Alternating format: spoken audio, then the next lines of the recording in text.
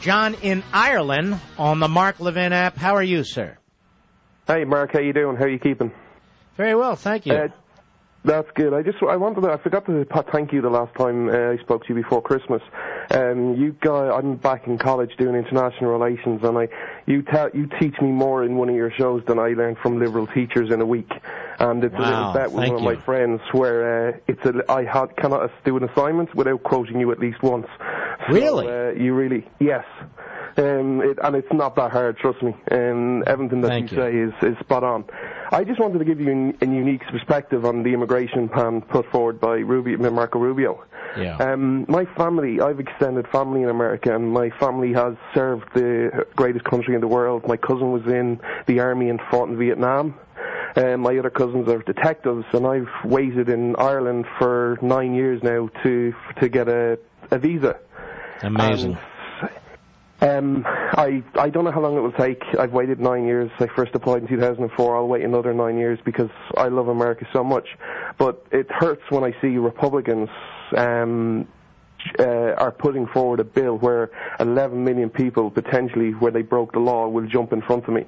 And when you think the most popular way for someone like me to get on is the diversity program where 50,000 visas are given out a year, if you do the math into 11 million, it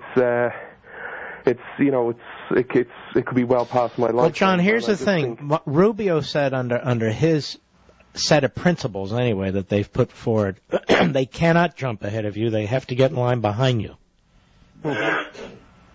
In reality? In reality, Obama won't do that, will he? Well, there's the law of possession. They're there, I'm not. Are you going to deport someone so I can come over? They'll use the logistic argument, they'll use every other argument. And for people I'm not looking for sympathy. America is founded on the land of opportunity, and I'm the person, I don't know if you remember in Reagan's speech in '64, Going for Goldwater, where he told the story about the Cuban, where he came to America and he told the atrocities he came from, and the two Americans looked at each other going, wow, we're lucky we live in this country. And he said, no, I'm lucky, because I've got somewhere to go to. And that's the way I feel. America is the shining light on the hill that gives people like me to, want to get there and want to get there. And if I just can make one more point, a lot of conservatives are talking about how to position themselves, and Republicans and on this policy, and you have to be pro-immigrants. There's 3 words that are not used anymore, and it's what I just said. It's the American dream. That's the dream. That's all you need to do to win elections. It's not about equality of results. It's not about equality. It's about opportunity. You can do anything you want. There is no limitations in America. You come from a background like me where we're not. But John, I want to tell you something. We have tens of millions of citizens in this country who have been conquered by the Leviathan. They've been conquered by big government, by the big government programs. And Obama's attempting to conquer many, many more of them, trying to destroy the American dream, really the American psychology, the American mindset, as I've been calling it. And so that's the real fundamental transformation, what's going on between the ears of millions and millions of Americans who are being sucked into this, being hooked by this. And, you sit out there in Ireland, you want to come here, and you see it, and Let me ask you some questions, if you don't mind. Lots of people say, if we're going to leave America, I want to go to Ireland. Does Ireland have a low tax rate or something? No, it has a low corporation tax, but it's pretty high. The first, I think it's about €30,000 is at 21%, and anything over that, it's at 40%. Wow. Well, actually, I pay a higher rate than that here now. Yeah, but it's quite progressive in that, so if you take someone like who I would know earn €40,000, you're paying quite a chunk of money at the 40% rate. You're paying 10 grand at 40%, and it keeps on going. So it basically punishes success. It's more not like in America. It's more noble to be in not the middle class, but the lower middle class. Getting 30, 40 grand and not paying much to the government or getting money back in America. There's no thing to say go be successful. Well, they're not great, they're liberals, but don't go be the next Bill Gates. Go and be the next Steve Jobs. There's no incentive to do that. It's, you get there and we'll tax you, and yes, you'll create jobs, and that's great, but you're going to be taxed every step of the way. And America's like that now as well. And what annoys me, I don't spend too much, like I write on politics for America, so I'm lucky. But I don't concentrate on Obama, because you know what you're going to get.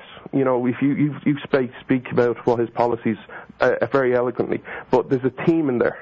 It's not about guns. It's not about it's about controlling you. It's controlling every aspect of your life. The upsetting point to me is the Republicans. I've spoke to you before about what you call them munchkins. But what frustrates me is, as you say always, only one thing can beat tyranny. It's not less tyranny. It's liberty. It's freedom. And that's what that's why I very rarely, I can't remember the last time I heard someone coming out, we won't offer you green cards, we'll offer you an opportunity, we'll offer you the American dream, the dream that you have strived for. And the one thing that these immigrants, where I hear John McCain saying, you have to do these things, and immigrants, and you pointed out the Pew polls, they've left tyranny. The last thing they want to do after leaving tyranny is eventually go to a country that's going to promote tyranny down the road. They want liberty. And if you speak to those people, they will respond to you like that, and that's how they'll respond. It's not. Well, John, you know what's interesting, and you remind me of this. Most of the Republicans who claim to want to, reform immigration, they don't even know how to speak about liberty. They don't know how to communicate liberty. They don't know how to talk about private property rights and unalienable rights and natural rights. John McCain is a mumble-mouth when it comes to these things. Lindsey Graham, I don't even know if he has these thoughts. So we have these same mush Republicans who are incapable of communicating, period, about the magnificence of liberty and opportunity and so forth, out there doing exactly what you're talking about. Well, look at this visa when this happens, and you'll get in line when this happens. And they sound like they're superintendents at the local DMV. Yeah, no, I agree, and but it's not just the problem that also some Republicans have is that some people can say the right things. And I'm not going to mention names. I'm disappointed in certain politicians.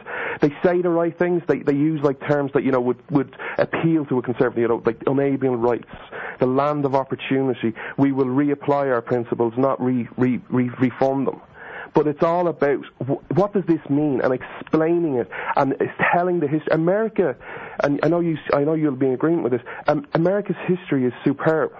If you can imagine, I know you've probably heard the movie It's a Wonderful Life, where, you look at what other people's lives would have been like if it hadn't happened. Imagine a world without America. Would there be oil? Would there be cars? Would we still be walking around in horse and carriages? Or not walking around in horse and carriages, but getting around? Right. Would we see other countries? All right, let me ask you this, just because I'm curious. Now, where in Ireland are you? In the capital, Dublin. And you're going to college there? Yeah, I've worked all my life, but it's like everywhere else. I lost my job a year and a half ago, so I couldn't get anything else. I was a sales and business manager, and I lost it. Couldn't even get a job as a cleaner. So I'm very fortunate. I got an opportunity to go back to college and fulfill my dream. My hope is to get involved in politics in the States one day. Well, my hope is you do too. So, what are the prospects for you getting here, and when? I don't know. I'm in college in a 3-year degree in international relations, specialising in American studies. I say I work for an American. I'm very fortunate. I've come across through contacts of mine. I work for a company in America who writes. It's a very big company, and they started up a new website for younger people. So I'm writing for them once a week. So I'm hoping that my word will get out that way. And I don't know after that. I have to be honest.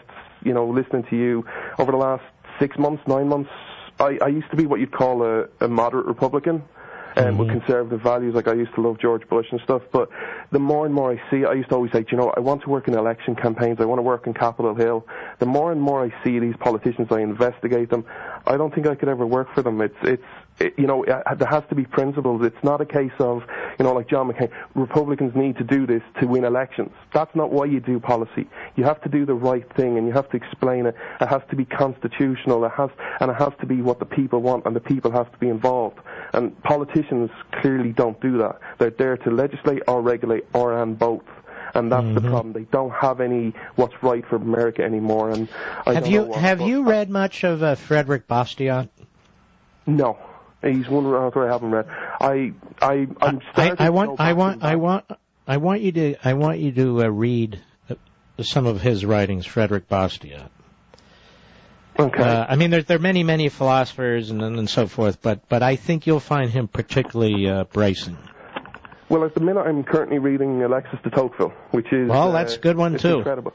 Yep. Well, after the three books that anybody needs to know about conservatism is Men in Black, Liberty and Tyranny, and Emeritopia. Oh, wow. And that's not just saying it. That is, if anybody asks me, and people do say, even I'm getting my mother wouldn't be very political, but she has heard you on listening to you, and my dog loves you as well, and he reacts when your music comes on, and she's always going, what's this guy going on about? And I'm telling her it's liberty and, it's pursuit of happiness. So she said to me at Christmas, because I was tidying up my bookshelf with loads of books in it, and I was polishing them. She said, "Is that Mark Levin?" I said, "That's his second book.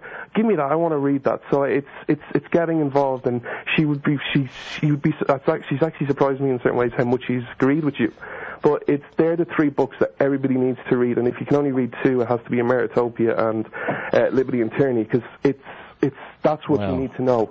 And that's anybody reading that. That's not just saying it because I'm saying it to you and sort of kissing up. It's not. That's the fact. If you read two books, there they are. After that, obviously Federalist and Anti-Federalist papers and stuff. But they are the two premier books that you need to. Well, my friend, listen. It's an honor. I really appreciate it. Have I sent you these books yet, signed?